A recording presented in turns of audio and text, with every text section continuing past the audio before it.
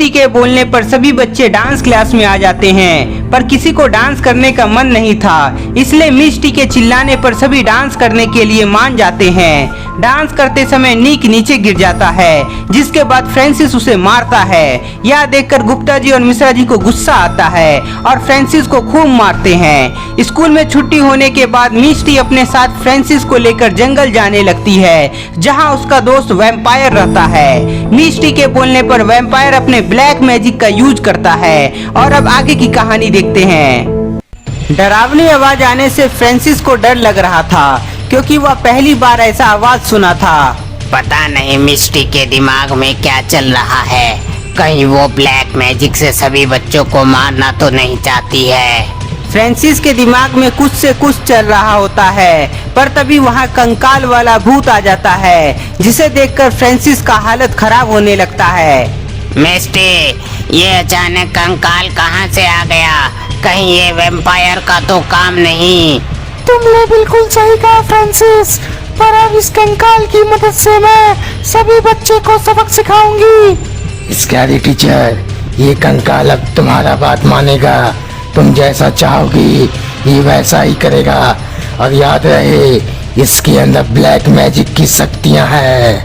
Vampire का बात मिष्टी समझ जाती है, जिसके बाद वह कंकाल को गायब होने को बोलती है। स्कैरी टीचर के बोलते ही कंकाल गायब हो जाता है, जिसे देखकर मिष्टी और फ्रांसिस बहुत खुश हो जाता है।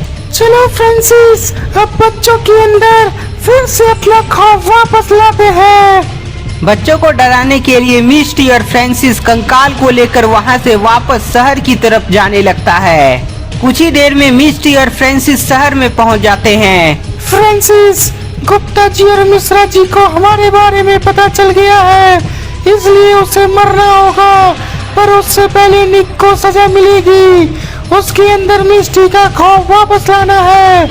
निक के अंदर अपना खौफ लाने के लिए मिष्टी और फ्रांसिस उसका घर जाने लगता है। कुछ देर के बाद दोनों निक का घर पहुंच जाता है और साथ में कंकाल वाला भूत होता है। फ्रांसिस, वो देखो निक का घर, हमें उसे घर से बाहर निकालना है, और फिर उसके बाद निक की खैर नहीं। मिष्टी, वो मुझ पर छोड़ दो, मैं अभी निक को घर से बाहर निकालता हूँ। मिष्टी की बात मानते हुए फ्रांसिस निक का घर जाने लगता है, और इधर मिष्टी कंकाल को अपना प्लानिंग बताती है। निक को घर से बाहर निकालने के लिए फ्रांसिस उसके घर की घंटी बजाकर वहां से निकल जाता है। नहीं, मुझे नहीं लगता वो सुधरने वाली है। लगता कोई आया है, मैं अभी देख के आता हूँ। घर की घंटी बजने पर निक बाहर जाने लगता है। निक घर से बाहर आकर देखता है तो वहाँ उसे कोई दिखाई नहीं देता है। अजीब बात है, अभी तो मैंने घंटी की आवाज सुनी थी, पर यहाँ तो कोई नहीं है। निक वापस घर के अंदर जाने के लिए जैसे ही अपने पीछे मुड़ता है, तभी उसे अपने सामने कंकाल दिखाई पड़ता है। भूत! कोई मुझे बचाओ! मजा आ गया निक को डराने में।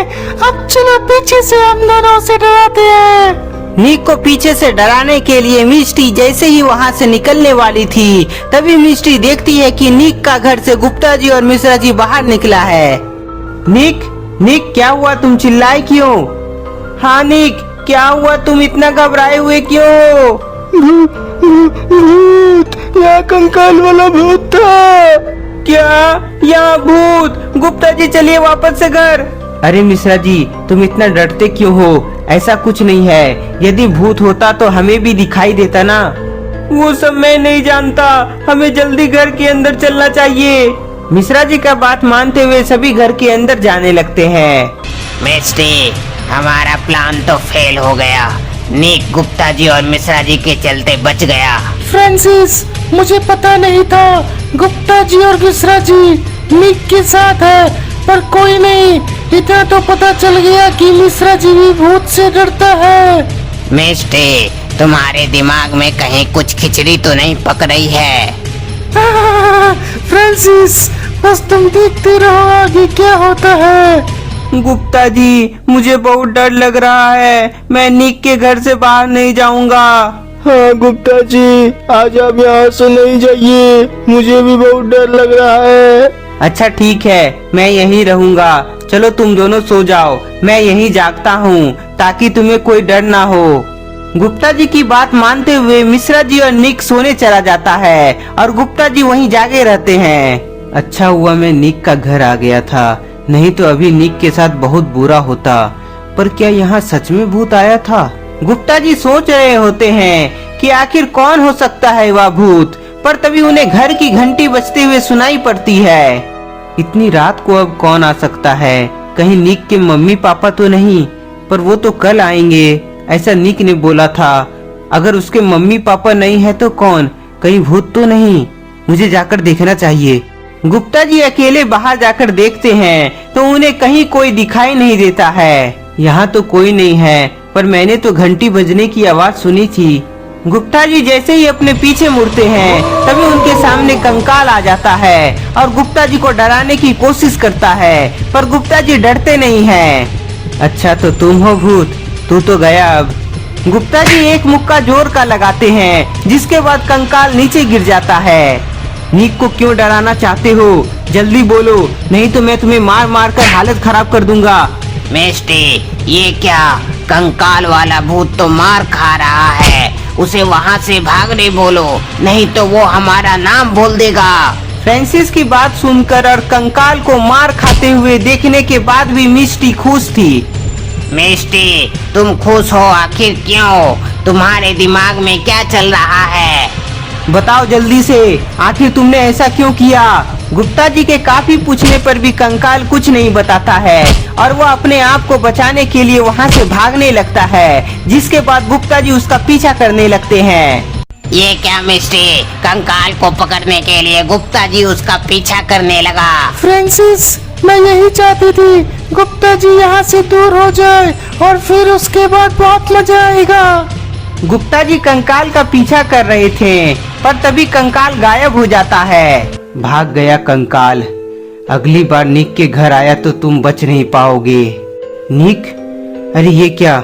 मैंने तो उन दोनों को अकेले ही छोड़कर यहाँ आ गया। गुप्ता जी को अचानक ध्यान आता है कि निक और मिश्रा जी अकेले घर में हैं और यदि उन्हें पता चल गया कि गुप्ता जी वहाँ नहीं है तो दोनों बहुत डर जाएंगे।